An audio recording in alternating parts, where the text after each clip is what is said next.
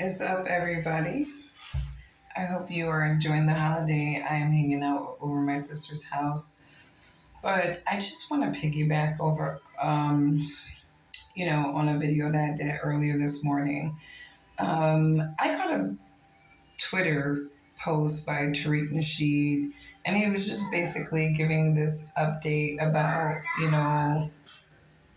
Trump having a 5 point lead over Kamala Harris. And it made me think, like, I don't want any of my revolutionaries favoring any of these political parties in any kind of way. And I started thinking, like, these PsyOp people, they're really good at hijacking grassroots organizations or grassroots initiatives or ideas. Sorry, I'm adjusting my nose ring, that have already existed. So like Candace Owens, she hijacked Blacksit, right?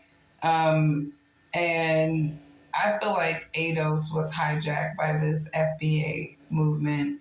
And ideologically, I believe in any type of pro-Black movement that, promotes the elevation of Black people, fair treatment of Black people.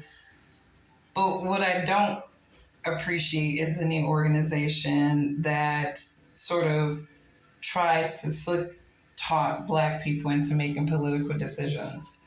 Donald Trump has said nothing about reparations. Republicans are not even for reparations.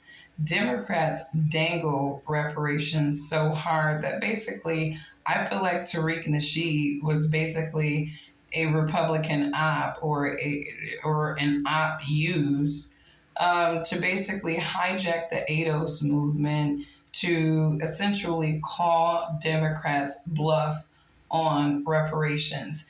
I truly do believe that Tariq is intelligent enough to know that the United States is not in a position to pay Black people the type of reparations that they're demanding. That ship has sailed a long time ago. And the fact that he's not being forthright about that is just astonishing to me. And it's kind of like, when people go to ad hominem attacks, when they start, attacking people's appearances and stuff versus the argument that they're presenting or the opposing, the rebuttal that they're putting on the table, I get really suspect. And I've heard, different podcasts, and I've heard some of these FBA legions, come on board and attack people who are asking legitimate questions. And I'm not on board with ignorance. And as much as I can enjoy a good roast, and I don't like anybody trolling Black people at all. And so I do agree with anybody that clap back at trolls. I don't agree with, just shutting down, legitimate conversation and dialogue. And I've seen that happen a number of times. But off of that, they love labeling people divestors and all this stuff like that. But I really want to understand the investment and what is being sold to Black people. Because I feel like this is just another thing that's being sold to Black people for this very hot political cycle. And I do believe that after all is said and done, Black people are not going to get reparations. This is not a pessimistic viewpoint. It's just a realistic viewpoint. It really is a realistic viewpoint. I am sick of Black Americans' feelings, history being leveraged and